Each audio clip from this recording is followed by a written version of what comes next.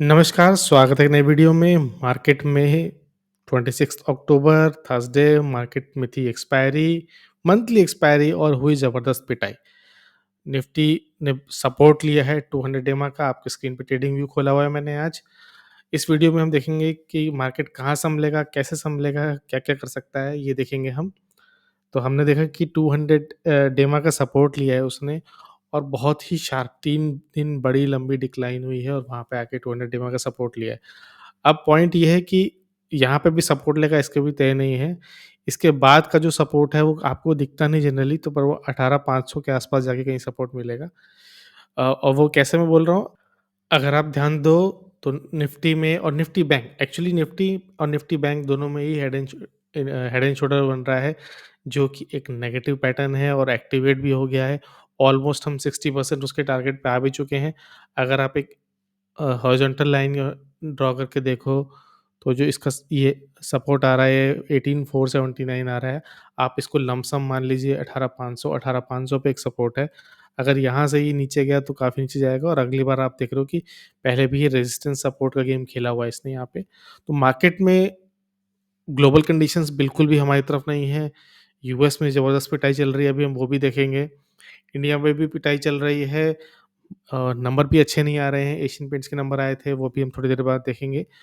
तो market condition बिल्कुल ठीक नहीं है और इस चक्कर में स्टॉक की पिटाई हो रही है।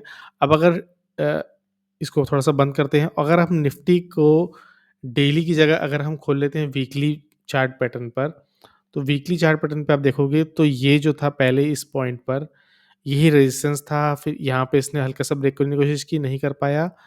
फिर यहाँ पर आके इसने रेजिस्टेंस सपोर्ट गेम खेला, फिर ये भी ऊपर चला गया। तो अगर आप ध्यान दो तो जो जिस 18,500 का है लाइन, वो बहुत ही सॉलिड सपोर्ट है, वहाँ पे आके स्टेबल होना चाहिए। तो अगेन ये कोई भी बाय सेल रिकमेंडेशन नहीं है, ये प्योर टेक्निकल एनालिसिस है। हमको देखना है कि मार्केट कहाँ होल्ड करेगा। बहुत ही सोच समझ के इन्वेस्ट करना है, बहुत ही स्ट्रिक्ट डिसीजंस लेने। अगर आप थोड़ा-सा और भी देखो, अगर मैं एक रफ ड्रा करूँ तो ये इस तरह से कुछ कप और ये एक हैंडल बना हुआ है और इसका ब्रेकआउट आया, लेकिन वापस आके इसका ये जाके सस्टेन नहीं कर पाया, वापस आके इसका सपोर्ट आ रहा है। तो अगर ये वापस आके सपोर्ट ले रहा है, फिर अगले गैप की तैयारी होगी, या हो सकता है कि वो फिर इस चे ऐसे करके इस चैनल में ही चले। तो ये एक क्विक टारगेट है, एक क्विक टेक्निकल एनालिसिस बता रही है हमको निफ्टी पे क्या होने वाला है। तो अभी इस पॉइंट पे स्टेबल होगा, कोई गारंटी नहीं है और मेरे को तो लगता भी नहीं है। अगर आप आरएसआई वगैरह देखोगे तो भी इसके फेवरेबल नहीं है, अभी भी उसमें टाइम है। ट्रेडिंग व्यू में आजकल और भी कम पैटर्न्स लगाना चाहिए, तो आप इसमें लगाना ठीक नहीं होगा, हम ज़रूरत के चार्ट में वही लगा लेंगे। वापस आते हैं डेली चार्ट पे, तो inverted head and shoulder head and shoulder बन रहा है और टारगेट आ रहा है 19,500 पे। अभी भी गैप है, अभी भी कुछ यहाँ से मुझे बिल्कुल भी नहीं लगता कि यहाँ से कल बाइंग आएगी। अभी भी 2% का आराम से नीचे फ्लो आएगा, उसके बाद देखेंगे। अब सेम कहानी यही निफ्टी बैंक में भी है, निफ्टी बैंक देखते हैं। उसमें भी हेड एंड शोल्डर बना हुआ है और ऑलमोस्ट अपने टारगेट पे आ चुका है।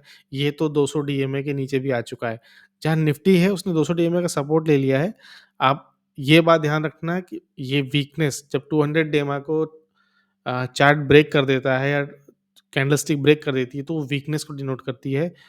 200 ईएमए का सपोर्ट लिया है निफ्टी ने एटलीस्ट, तो ये उतना नहीं है। अभी आपको लग रहा है कि ज़्यादा होगा, अभी हम आगे चल के देखेंगे कि उतना भी ज़्यादा नहीं है compare to other indices. Bank Nifty जैसे हमने देखा कि 200 ईएमए को तो इसने 2 दिन पहले ही तोड़ दिया है और अब और भी नीचे आ चुका है। इसके भी इन्वर्टेड हेड एंड शोल्डर का टारगेट जो है टेक्निकल बेसिस पर, वो 41,690 पर आता है, तो आप समझ लीजिए 41,700 पे आता है। तो अभी भी अच्छा खासा गैप है। वॉल्यूम आप देख रहे हो कितने हाई हैं।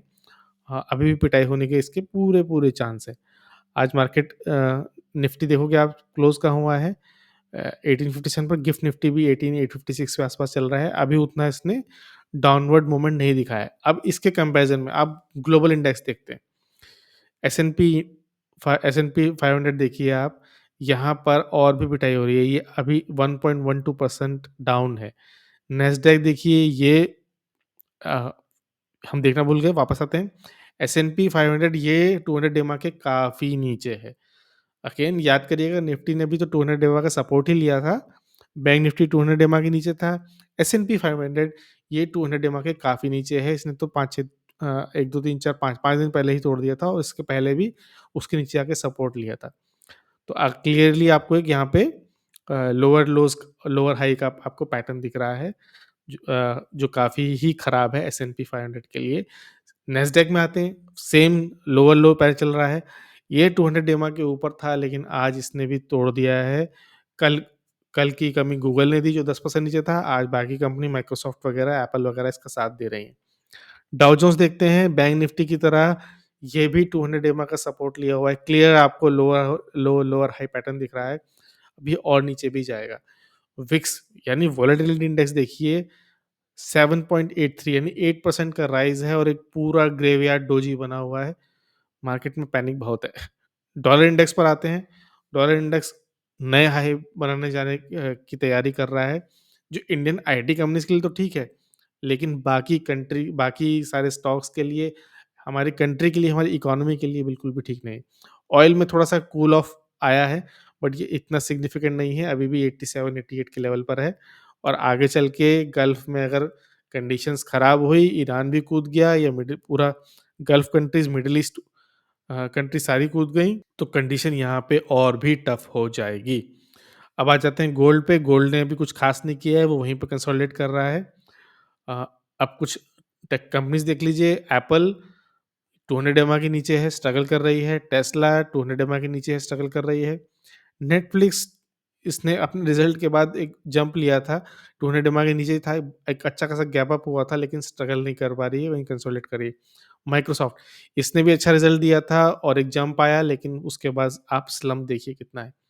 और रही बात अल्फ़ाबेट यानी गूगल की, तो आप उसको भी देख लीजिए। नैस्डैक खोल देता हूँ, इतना बड़ा गैप आया है, 1 दिन के गैप में 100 डेमा टूटा, दूसरे दिन आगे दिन 200 डेमा का सपोर्ट ले लिया। मार्केट कंडीशन बिल्कुल भी अच्छी नहीं है और रही बात यूएस बॉन्ड्स की, तो आप बॉन्ड्स में जाइए और यूएस का आप यील्ड देखिए 10 साल की, वहीं पर है, कुछ भी ऐसा हाई या लो नहीं बनाया उसने, वहीं पर है। ये तो हो गई 10 ईयर की बॉन्ड यील्ड, ये हो गई। अब हम खोल लेते हैं 2 ईयर की, इसमें थोड़ा कूल ऑफ आया है, लेकिन तब भी इतना सिग्निफिकेंट कूल नहीं है। तो अगेन मार्केट कंडीशंस में कुछ भी चेंज नहीं आया है, टफ है, कल का मार्केट और भी टफ होने वाला है। तो अ, कुछ भी खरीदने-बेचने से पहले सोचना है, समझना है, फिर इन्वेस्ट करना है। कुछ भी जल्दी नहीं मचानी है, थोड़ा-सा कंसोलिडेट होने देंगे, फिर देखेंगे। ये कोई भी बाय सेल रिकमेंडेशन नहीं है, ये प्योरली निफ्टी हमारे स्टॉक्स पे टेक्निकल एनालिसिस है।